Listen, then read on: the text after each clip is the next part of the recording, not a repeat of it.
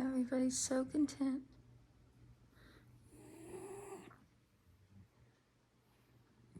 Say hi. Hi. And my legs.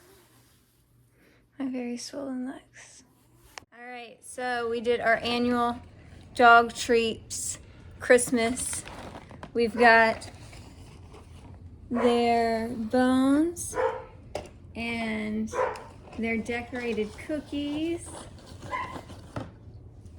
And they are about to come in. And all of their regular cookies propped up on my wheelchair. And I don't even know how we're gonna do this. We're just gonna have a good time. Let's go. All right. Wait. Wait. Off the couch. Wait. Off the couch. Merry Christmas. Merry Christmas, pooches. Deleter.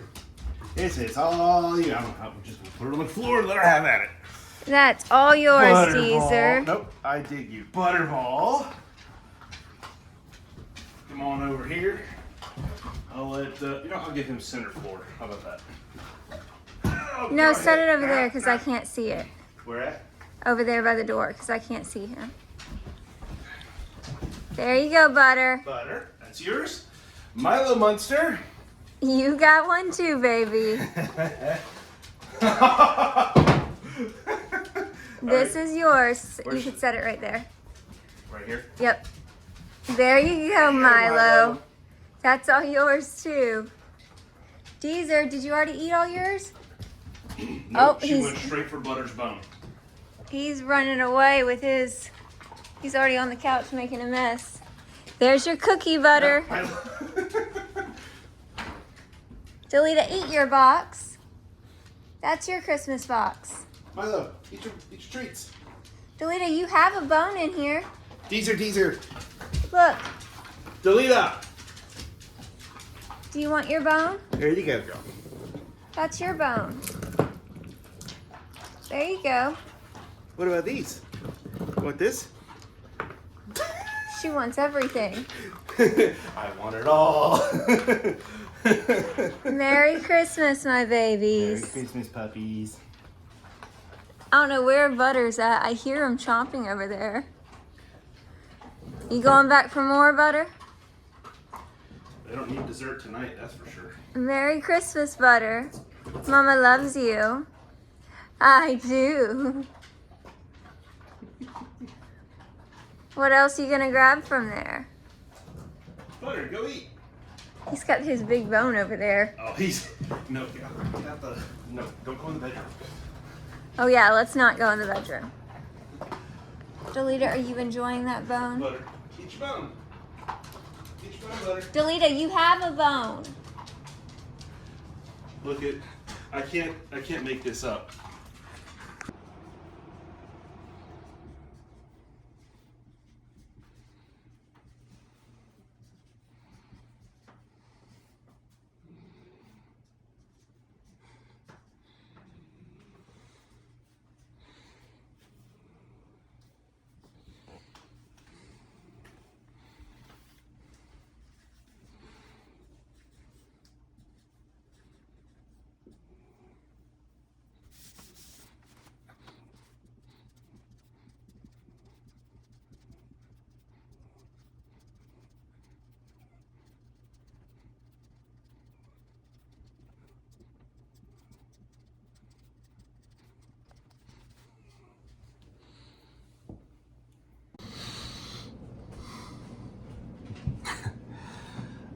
So those last few videos that you saw, the first one was of course our Christmas with our dogs.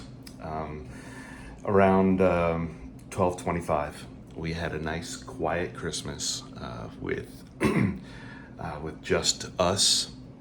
We watched a bunch of Hallmark movies, and we just had a good time. We hung out together. We ate together. We just continued to hang out. And you might have started noticing that there was a strange white writing that's been all over the walls. And Milo's losing his mind back here. And the last video that you captured was Brittany adding her own words to the wall.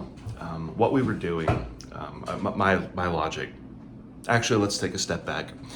One of the things that me and Brittany always wanted to do was to take an archway in the house, like someplace above a door, and get stencils and, like, you know, paint little images for hallmarks.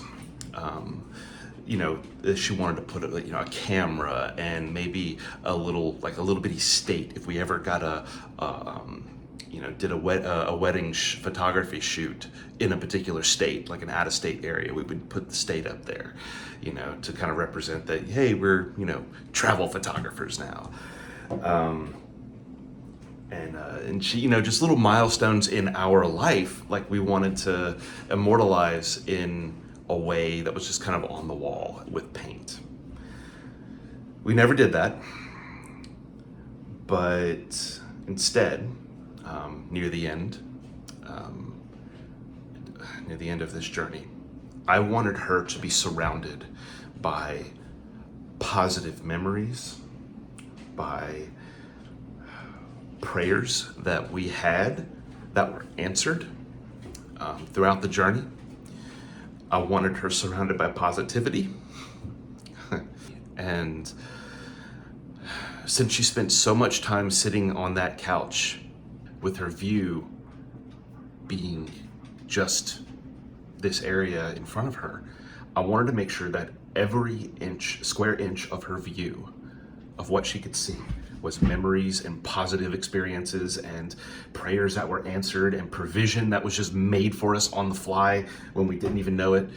And I wanted to make sure her focus was on God all the way to the end. And I figured, what a better way to do that than to make a physical representation of all the things that we experienced. So that's what she was adding. She was adding her own words to it. And yeah, I still have it. It's been 8 months since she passed, roughly 8 months. And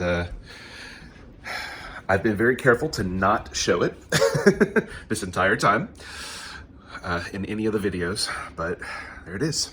I got up to 43 before she passed. I had fully intended on covering all of this, all up here, all over there, and just going like almost behind her even, where she would be sitting on the couch, and that would be where she would be. You see her little Afghan there. It's disheveled at the moment because the dogs are the dogs. Yeah. So I figure I'll pick out some of the highlights. Let's start with the ones that she wrote. So obviously we were commenting on provisions made, promises kept, and prayers answered.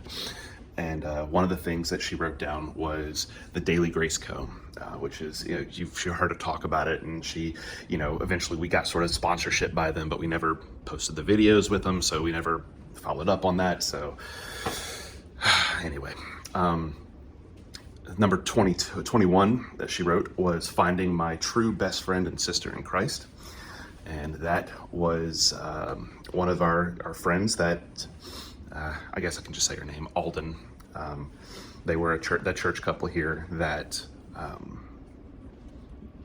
they became our close friends whenever we were going through all the crazy. They bonded very quickly, and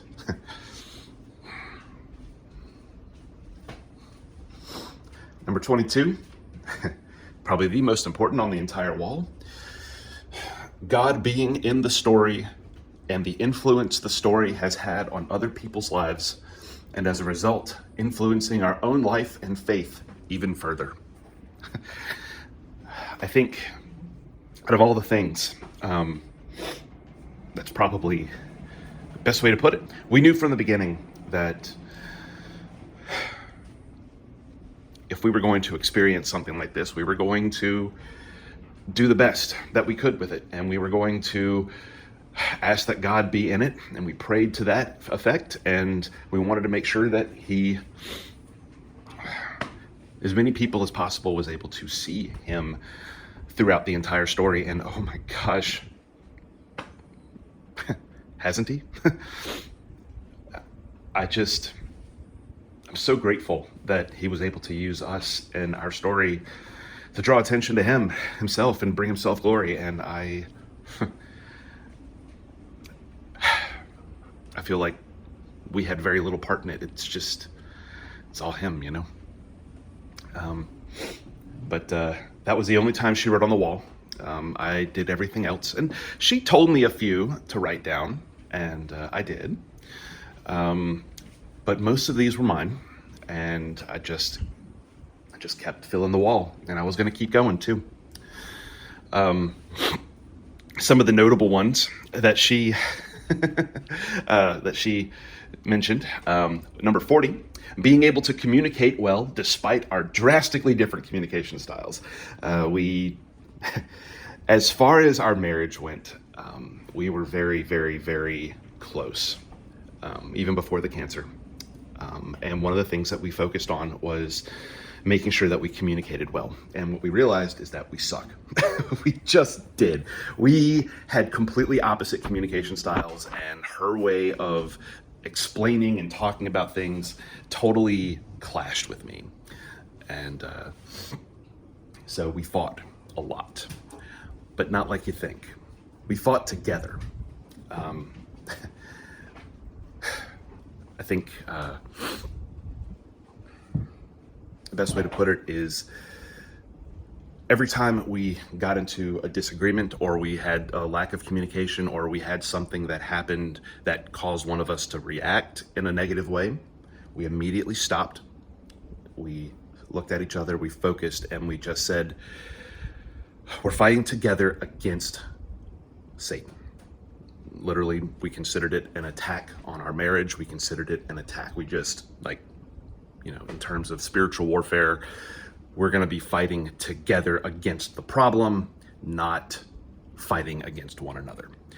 And I think, even scriptural, our God is a God of truth. He's not a God of confusion. And I think that's just the best way to put it. We fought against confusion and discord, and we fought together to make that, to connect. Let's see. She had some blessings in here for her mother and her grandmother. She said that she was blessed by having Gran in her life as her winky and mother figure, which that is a long story. And I'm not getting into it, but basically it has to do with Brittany's inability to wink. So she would or do something really funny with her eyes.